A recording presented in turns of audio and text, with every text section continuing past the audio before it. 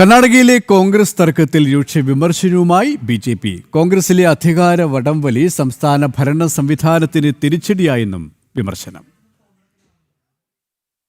കർണാടകയിൽ മുഖ്യമന്ത്രി സ്ഥാനത്ത് നിന്നും സിദ്ധരാമയ്യ മാറി ഡി.കെ. ശിവകുമാർ മുഖ്യമന്ത്രിയാകുന്നതുമായി ബന്ധപ്പെട്ട് കോൺഗ്രസിൽ നടന്ന തർക്കത്തെ രൂക്ഷമായ ഭാഷയിലാണ് ബി.ജെ.പി. വിമർശിച്ചത്. കർണാടകയിലെ കോൺഗ്രസ് നേതാക്കൾ തമ്മിലുള്ള അധികാര വടംവലി സംസ്ഥാന ഭരണത്തിന് വലിയ തിരിച്ചടിയായി മാറിയിരിക്കുന്നുവെന്നും ജനങ്ങളുടെ പ്രശ്നം പരിഹരിക്കാൻ ഭരണ സംവിധാനമില്ലെന്നും ബി.ജെ.പി. വക്താവ് ഷഹ്സാദ് പൂനെവാല പറഞ്ഞു. That Congress should stop this drama and they should make another chief minister, and now they should provide stability, because everywhere they come to power they bring instability, whether it's Himachal, whether it is Punjab formerly, or in Rajasthan, or in Kerala also they took 11 days. And secondly, one was wondering that Rahul Gandhi was saying OBC, Jati, Janjati, Janganna, etc.